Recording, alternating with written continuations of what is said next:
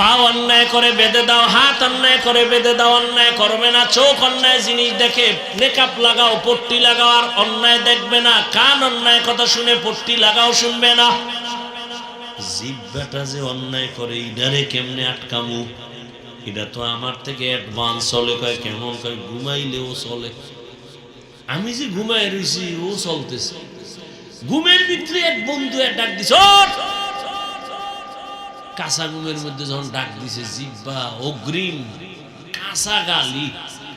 ও গালি শুনে দৌড়, তোর বন্ধুর গুল্লি মারি। 10টার সময় উঠে ডাক দিছে, বন্ধু কই? তোর কথা নেই। যেই গালি তোর জবান দিয়া দিছ, জমিনেও ধরে না, আসমানেও ধরে না। রাস্তা খুঁড়ি না, কি গালি দিছ? জীবনেই গালি কেউ দেয় না। একটা গালি তুমি দেই না। কি বলো আন্দাজি? বলে না, রেকর্ড করলে তো শুনাইতে পারতাম। কি পরিমাণ কাঁচা আওয়াজ হইছে। আল্লাহর কসম, কি জিহ্বা দ্বারা বলেছি আমি নিজে টের পাই নাই। কারণ এটা আমার থেকে বড় অ্যাডভান্স, আমার আগে দৌড়ায়। এটারে এখন কেমনে আটকাবো? আল্লাহ কয় জিহ্বাটারে কন্ট্রোল কর, হেফাজত কর। কেমনে করি? রশি দিয়া বাঁধো। কয় না, পারা যায় না। তাতে কষ্টে লাগাও। না, জিহ্বা এমন এক মেডিসিন মাইজা দিছে আমার আল্লাহ, কষ্টে লাগবে না। কারণ জিহ্বার মধ্যে অল টাইম পানি। কেমন পানি? যদি জিহ্বার পানি শুকায় যায়, পাগলের মতো হয়ে যায়, মইরা যাবো। ডাক্তার কয় ডায়াবেটিস হাই। মিষ্টি খাও তাড়াতাড়ি। জিহ্বার মধ্যে এমন একটা পানি আমার আল্লাহ দান করেছেন, এই পানি তোমার ঔষধ। পুরা চেহারার মধ্যে যদি কোনো রোগ হয়, গোড়া হয়, শাহাদাত আঙ্গুলটা বের করে জিহ্বার লালা নিয়ে বিসমিল্লাহ কয়ে 3 বার লাগায় দাও। চেহারার কোনো আর ঔষধ লাগবে না, লালা তোমার ঔষধ। তবে হুন যুবকেরা, সারা রাত্র মোবাইলে আকাম কইরা ঘুম মাইরা যদি গোড়া উঠে, এটি তোর লালায় যাবে না। আর একটা ঔষধের কথা মানবি না তো, কষ্ট পাই এই জন্য। তারপরও বলি, মানতে পারলে লাভ আছে। যারা ঘুমাবি, ঘুমের থেকে উঠা 1 গ্লাস পানি হাতে নিয়া ভেতরে মুখের যে লালা, ওই সহ কুলি করে ভেতরে নিয়ে পানি পান করবি। খবরদার, ডাক্তার বলে, সায়েন্স বলে, চিকিৎসা বিজ্ঞানীরা বলে, ঘুমের মধ্যে যে লালাটা তোমার ভেতরে জমে, এটা শরীরের ঔষধ। পানি 1 গ্লাস নিয়ে কুলি সহ লালা সহ পান করে নাও, তোমার শরীরের ঔষধ। কুলি করে তুমি পানিটা ফেলবা না। এরে আল্লাহর বান্দারা, জিহ্বাটারে আটকান যায় না। কেমনে আটকাই? আল্লাহ কয়, আমি তো জানি তুই দুর্বল। হাত আটকানো যাবে, চোখ আটকানো যায়, কান আটকানো যায়, জবান আটকাইতে পারবি না। তবে হ্যাঁ, আমি আল্লাহ নিজে একটা মেডিসিন দিলাম। ওই মেডিসিন দিয়া জিহ্বাটারে কন্ট্রোল কর। ভিন্ন কোনো লাইনে কন্ট্রোল করতে পারবি না। ওই জিহ্বার মেডিসিন আমি আল্লাহ দিলাম, আর ওই মেডিসিনের নাম হলো তাকওয়া।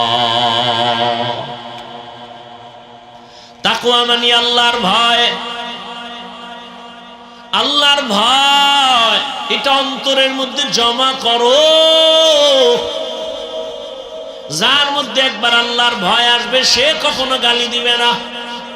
একটা সন্তান মা বাবারে ভয় করার কারণে মা বাবার সামনে বাজে কথা বলে না, গালি দেয় না।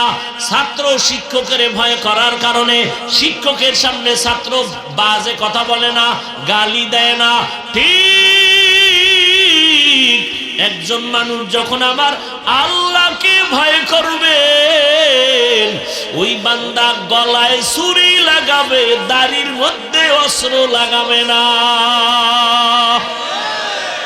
हर के दारत खौफ हकदार दिल मदाम जन्नतुल मअवा देहद रामकाम निगाह मुमिन से तू बदल जाती है तकदीर निगाह मुमिन से तू बदल जाती है तकदीर ये बंदा की कुव्वत नहीं कुदरत का इशारा ये बंदा की कुव्वत नहीं कुदरत का इशारा। ऐ मर्द खिरत तर्क मासी की जरूरत।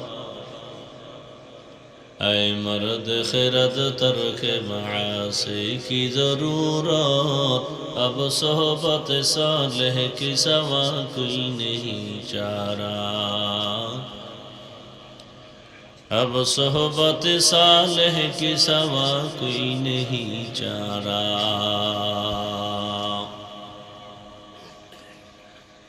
मरदूद है पीछे हमें खबर नहीं लेकिन। मरदूद है पीछे हमें खबर नहीं लेकिन। एक वक्त में हालाक जो अमाल है सारा। एक वक्त में हालाक जो अमाल है सारा। নবীজির নামে দরুদ পড়লে কি লাভ না ক্ষতি?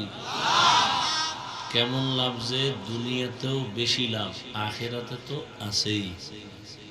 একবার পড়বেন সাল্লাল্লাহু আলাইহি ওয়াসাল্লাম, একবার পড়লেই সাথে সাথে 3টা পুরস্কার। প্রথম পুরস্কার 10টা গুনাহ মাফ হয়ে যায়। দ্বিতীয় পুরস্কার 10টা নেক আমলনামায় যোগ হয়।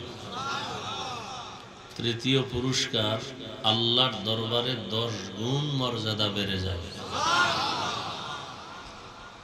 দরুদ বড় দামি একটা আমল, পড়তে সময় কম কিন্তু ফলাফল অনেক বড়। প্রতিদিন 300 বার কমপক্ষে দরুদ পড়া উচিত। কয়শো বার? আল্লাহর কাছে কি নিয়ে দাঁড়াবেন? জীবনে এমন আমল আছে যে আল্লাহ জিজ্ঞেস করলে কি পেশ করবেন? আপনি ভাবতেছেন নামাজ, রোজা, দান, সদকা এগুলো সব ভেজাল। সব আমলের মধ্যে ভেজাল ঢুকাইয়া আমল করতেছেন, লাভ কি? আল্লাহ যদি কয় সব গুনাহ মাফ করবো, শুধু ছোট্ট একটা আমল দেখা যেটা শুধু আমার জন্যই করছো গোপনে, কি দেখাবো?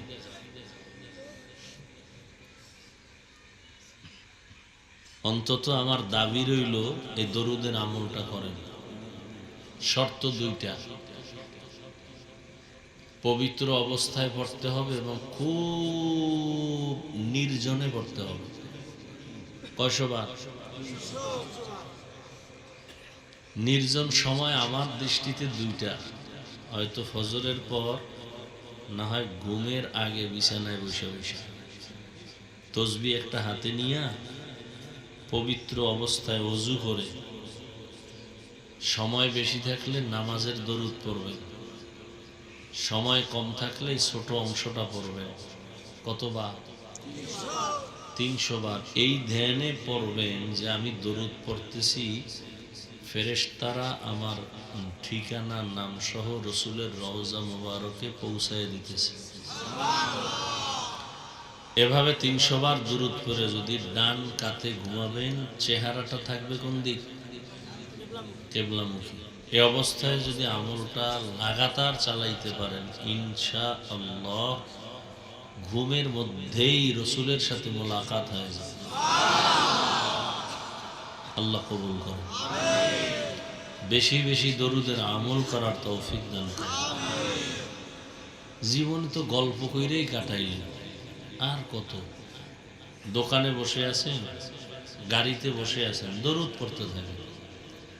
আপনার ব্যক্তি সমস্যা, অসুস্থ, সংসারে ঝামেলা, ব্যবসায় ঝামেলা, সব কিছুর ঔষধ কি? দরুদ। আল্লাহ আমাদের বেশি বেশি দরুদের আমল করার তৌফিক দান করেন।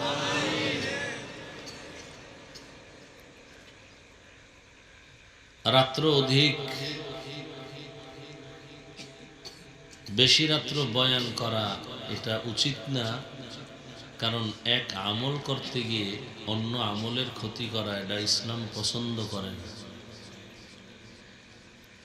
সারা জীবনের বয়ান এক জায়গায় করলেও ফজরের সুন্নতের মর্যাদার সমান হবে না। তো এখন বয়ান শুনে যদি ফজর নষ্ট হয় তো এই বয়ান তো জাহান্নামে নিয়ে যাবে। এই জন্য কথা বেশি না, কম শুনবেন, আমল বেশি করবেন। আর বয়ান কি করব, আপনারা যা জানেন এডিই কম। আলাদা বয়ান তো কোন হুজুরে জিব্রাইল নতুন আইনি আসে, পুরান বয়ানই তো। অনেক মূর্খ মানুষ আছে বলবে হুজুরের পুরান ওয়াজি করে, তা নতুন কোরআন আসবে? কথা বলেন না কেন? তো নতুন ওয়াজ আসবে কি থেকে? আর আপনারা তো এই ওয়াজ সবাই জানেন।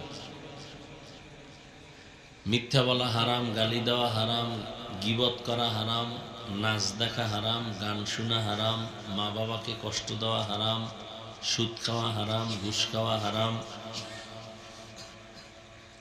চুরি করা হারাম, ডাকাতি হারাম, দুর্নীতি হারাম, জুলুম হারাম। এগুলো জানেন না? আমি বুঝতেছি না আমার কথা কি আপনারা বুঝতে কষ্ট হইতেছে? আল্লাহ বলেন, ইয়া আইয়ুহাল্লাযীনা আমানুত্তাকুল্লাহ, হে মুমিন তোমরা আমি আল্লাহকে ভয় করো, তাকওয়া অর্জন করো।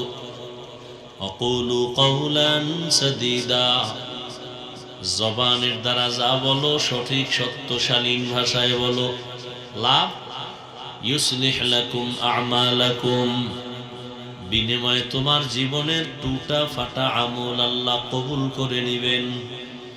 ওয়া ইয়াগফির লাকুম যুনুবাকুম, দ্বিতীয় লাভ, বিনিময়ে তোমার জীবনের সব গুনাহ আল্লাহ মাফ করে দিবেন। ওয়া মান ইউতিইল্লাহা ওয়া রাসূলাহু, আল্লাহ এবং রসুলের অনুসরণ যে করবে, ফাকাদ ফাজা ফাওজান আযীমা, অতঃপর তাদের বিজয় হবে চূড়ান্ত বিজয়। তার মানে সে বিনা হিসাবে জান্নাতি।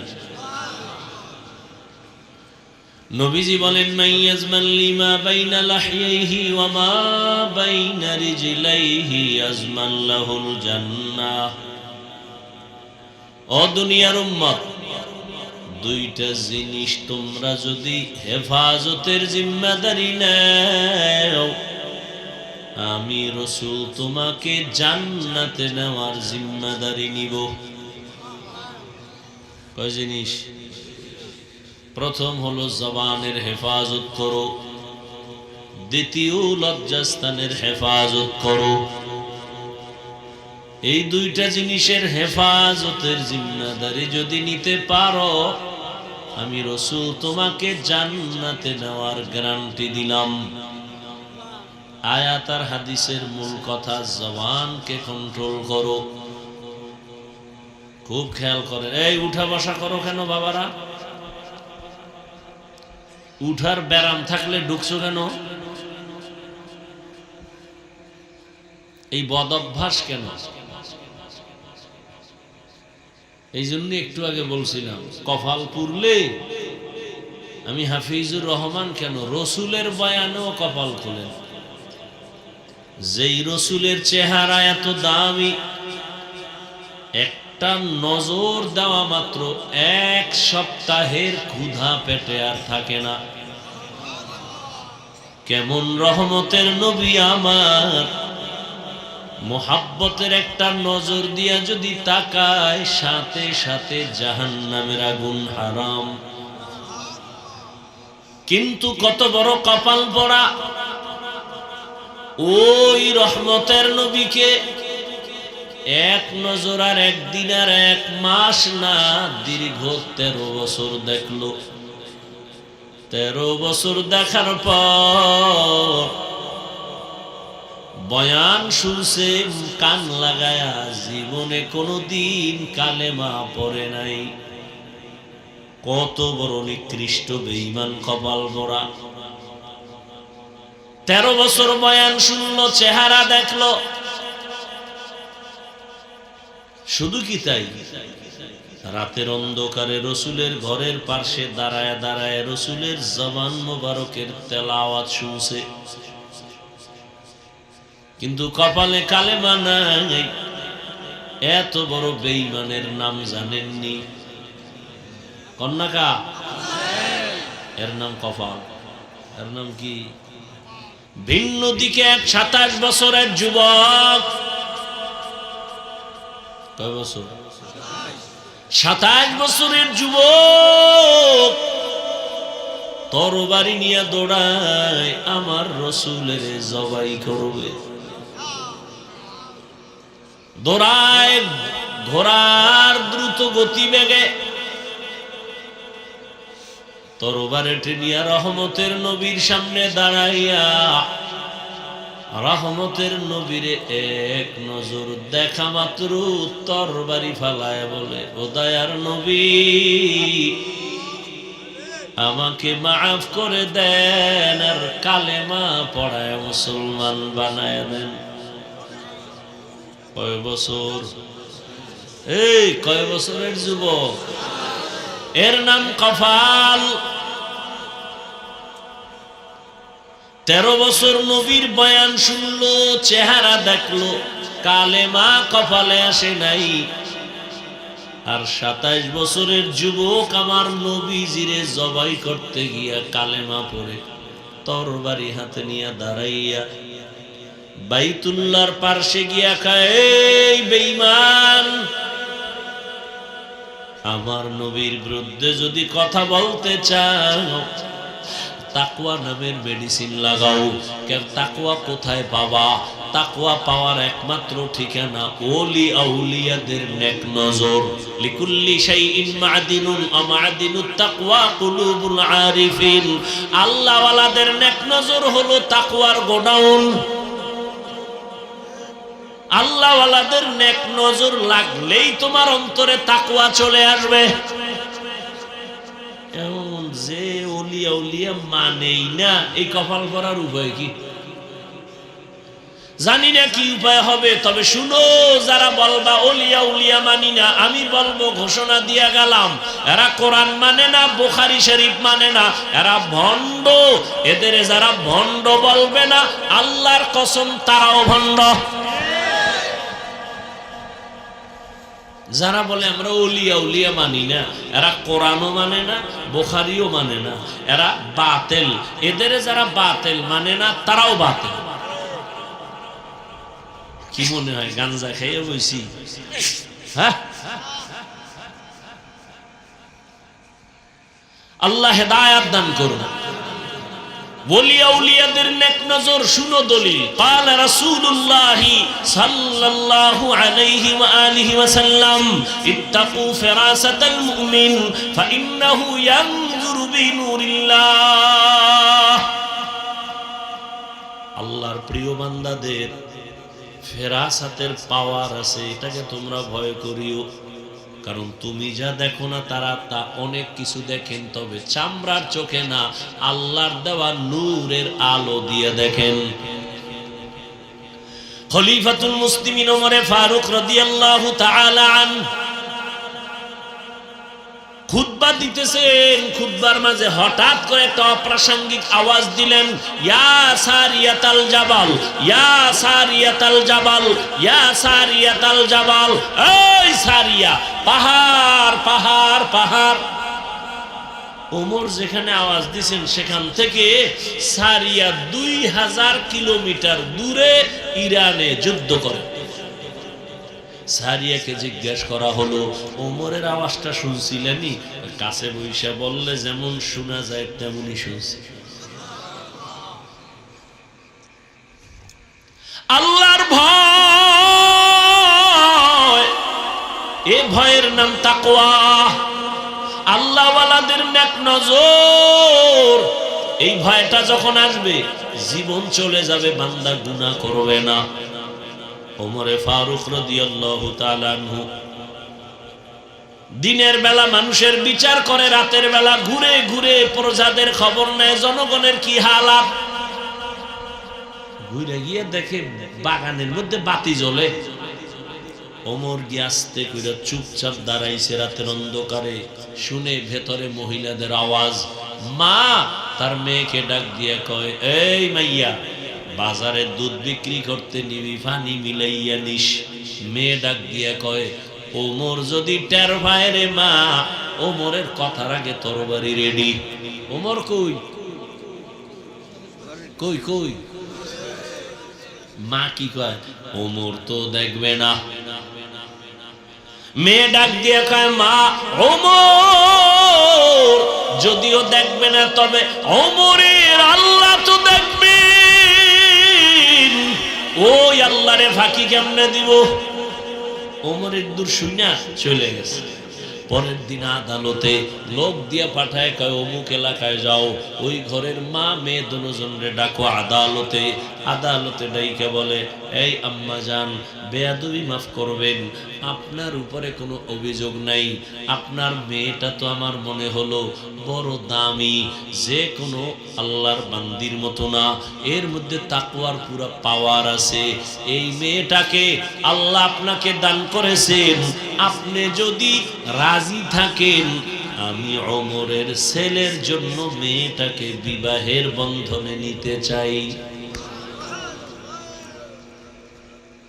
মেয়েটাকে নিয়ে নিলেন তার ছেলের জন্য। সেই মেয়ের বংশে জগৎ বিখ্যাত আল্লাহর প্রিয় বান্দা ওমর বিন আব্দুল আজিজ আসছেন এই মেয়ের ঔরসে। ভাইরা আমার, আল্লাহর ভয় বড় কঠিন। আল্লাহ পাকের ভয় মানে আল্লাহর আযাবের ভয়। রহমতের নবী বলেন, আমি একদিন মসজিদের পাশেই তো আমার হুজরা আয়েশার ঘরে আমি এশা পরে ঘুমাই। এশা পরে আমি গল্প করি না, ঘুমাই তো গভীর ঘুম না, আমি ঘুমাইলে চোখ বন্ধ, তবে অন্তর আমার ঘুমায় না। রাতের গভীরে হঠাৎ কান্নার আওয়াজ আসতেছে, কে যেন মসজিদের মধ্যে গভীর রাতে কান্না করে। আমি ঘুম ভেঙ্গে উঠলাম, বের হইলাম, নজর করে দেখি নামাজের মধ্যে দাঁড়াইয়া হাউ মাউ করে একজনে কাঁদে। আমি গভীর নজর দিয়া দেখি অচেনা কোনো বান্দা না, অচেনা কোনো আমার আশেক না। আমি তাকায়া দেখলাম জান্নাতের 1 নাম্বার সাহাবী আবু বকর নামাজে দাঁড়ায় দাঁড়ায় হাউ মাউ করে কান্না করে। আমি নবী অপেক্ষা করে, নামাজ শেষে আবু বকর আসলেন, আমাকে দেখে আশ্চর্য হলেন। আমি বললাম, আবু বকর এই রাতে নামাজে দাঁড়ায় কাঁদলেন কেন? আবু বকর বলেন, ইয়া রাসূলুল্লাহ, বেয়াদবি মাফ করবেন, আল্লাহর আদালতে দাঁড়াইয়া হিসাব দেওয়ার ভয় আমি কান্না করেছি। ওরে আল্লাহ তো আপনাকে জান্নাতের সুসংবাদ দিয়েছেন, আবার কিসের ভয়? আবু বকর বলেন, ইয়া রাসূলুল্লাহ, কিয়ামতের ময়দান বড় ভয়ঙ্কর, আল্লাহর আদালত বড় ভয়ঙ্কর। আমার উপরে কোনো কারণে যদি আল্লাহ বেজার হয়ে যায়, আমার টিকিট ক্যান্সেল হয়ে যাবে।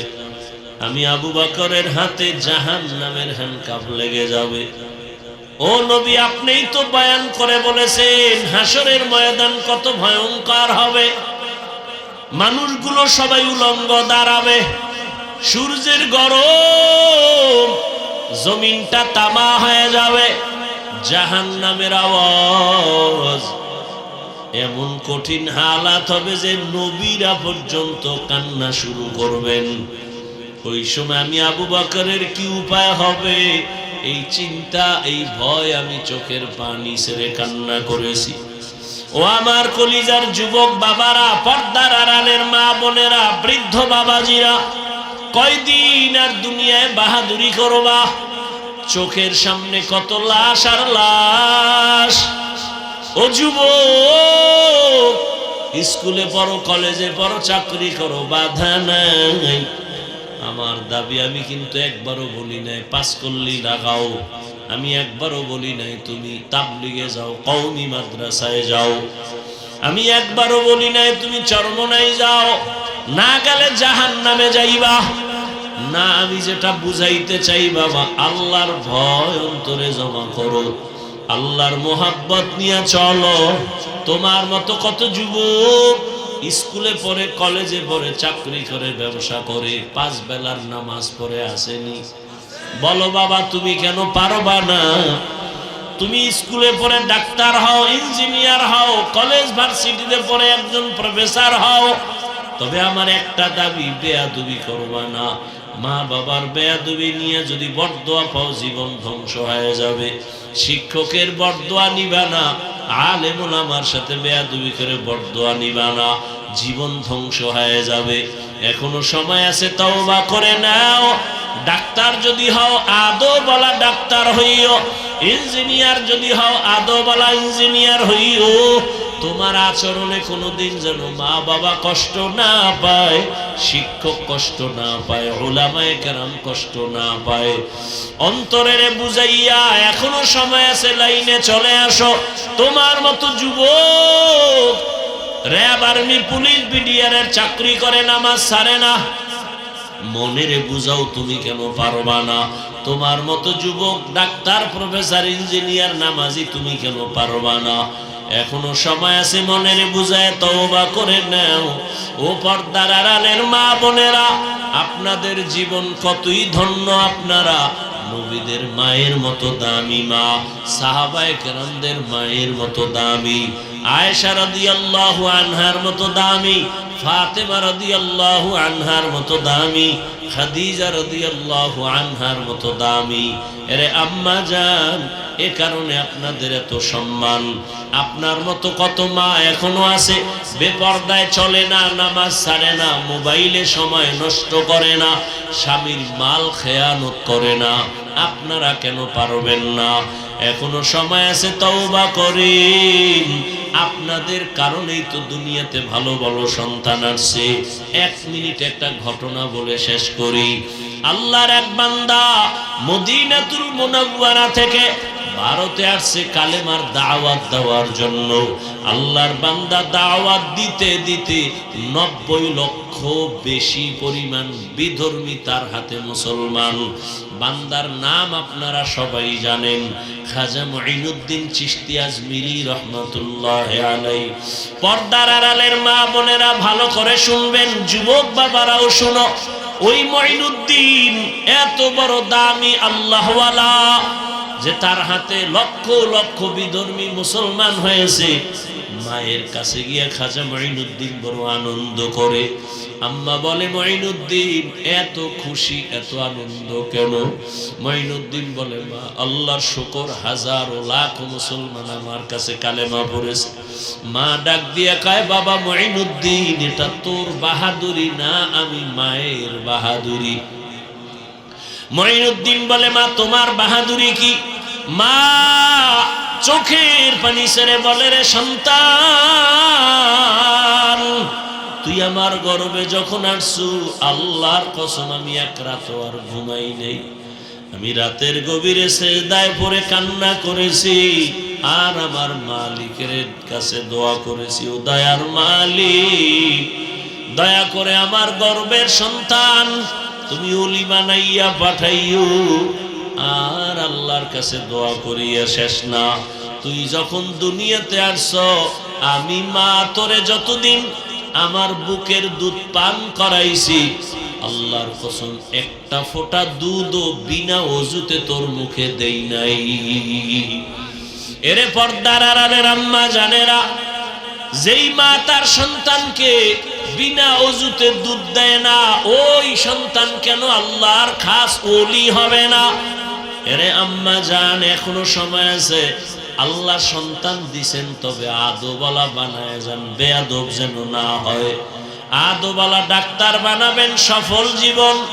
আদবওয়ালা ইঞ্জিনিয়ার বানাবেন, সফল জীবন। এখনো সময় আছে, তওবা করবেন, আল্লাহর কাছে দোয়া করবেন। জীবনে আর নামাজ ছাড়বেন না, বেপরদায় চলবেন না, মোবাইলে সময় নষ্ট করবেন না, স্বামীর মাল হেফাজত করবেন, খেয়ানত করবেন না।